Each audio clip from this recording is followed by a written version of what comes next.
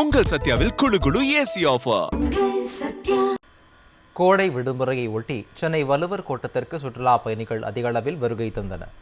பள்ளிகளுக்கு கோடை விடுமுறை விடப்பட்டுள்ள நிலையில் தமிழ்நாட்டின் அனைத்து சுற்றுலா தலங்களிலும் கூட்டம் அதிகரித்து காணப்படுகிறது.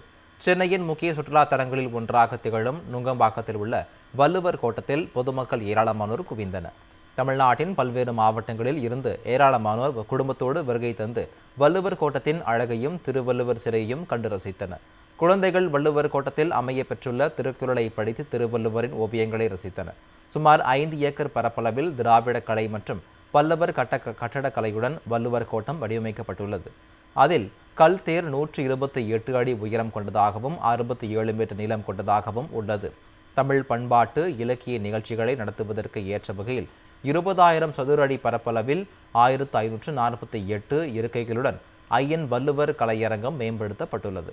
அதிநவீன வசதிகளுடன் குளிரூட்டப்பட்ட பிரம்மாண்டமான அரங்கமாக அமைக்கப்பட்டுள்ளது.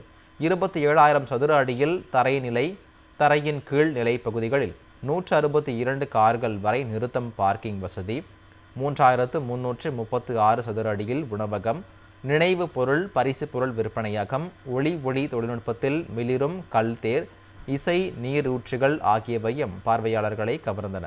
புத்தகத்தில் படித்த திருவள்ளுவரை நேரில் பார்த்தது போல் மகிழ்ச்சியாக இருப்பதாக மாணவர்கள் தெரிவித்தனர்.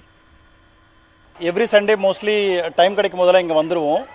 இது பார்த்தீங்கன்னா காஸ்ட் வைஸ் கூட ஒன்றுமே இல்லை, நம்ம வந்து ஃபேமிலியோட நல்லா ஸ்பெண்ட் பண்ணலாம். அண்டு தமிழுக்கான ஒரு எக்ஸ்ப்ளனேஷன்லாம் கூட பின்னாடி அந்த ரதத்து மேலே கொடுப்பாங்கள்ல, அதெல்லாம் பார்க்கறதுக்கும் இன்ட்ரெஸ்டிங்காக இருக்கும். அண்ட் வந்து குழந்தைங்களுக்கும் அது வந்து யூஸ்ஃபுல்லான இன்ஃபர்மேஷன்.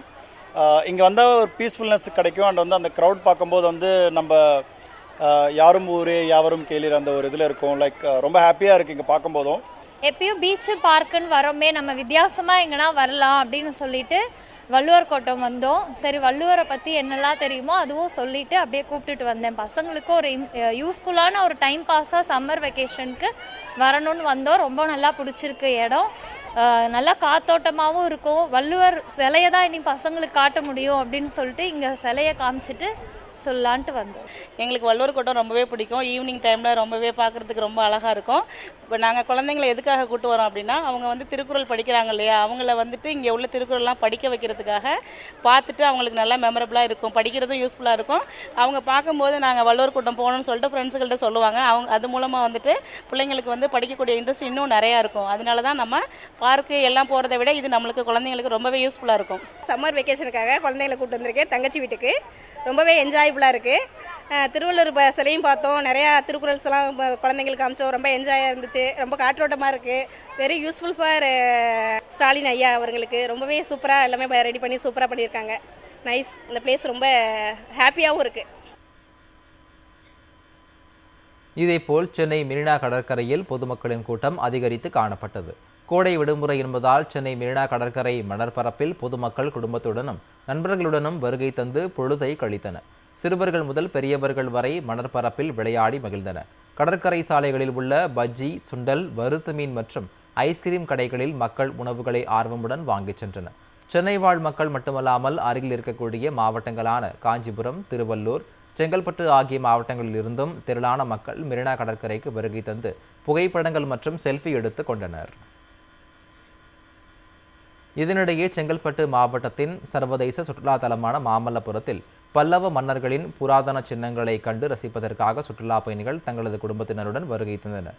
புராதன சின்னங்களான வெண்ணெய் உருண்டை பாறை, அர்ஜுனன் தபசு, 5 ரதம், கடற்கரை கோயில் உள்ளிட்ட பகுதிகளில் சுற்றி பார்த்ததுடன் அதன் அருகே சென்று செல்ஃபி எடுத்து மற்றும் புகைப்படம் எடுத்தனர்.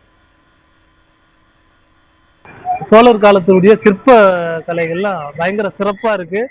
அப்புறம் பீச்சுக்கும் போயிட்டு குளிக்கிறதா இருக்கிறோம். ரொம்ப ஹாப்பியாக இருக்குது. பசங்களும் பயங்கரமாக சந்தோஷப்படுறாங்க. லீவு நாளில் இவங்களெல்லாம் கூப்பிட்டு வந்து இங்கே சுற்றி பார்க்கணுங்கிறது எங்கள் ஒரு வருஷத்துடைய கனவு.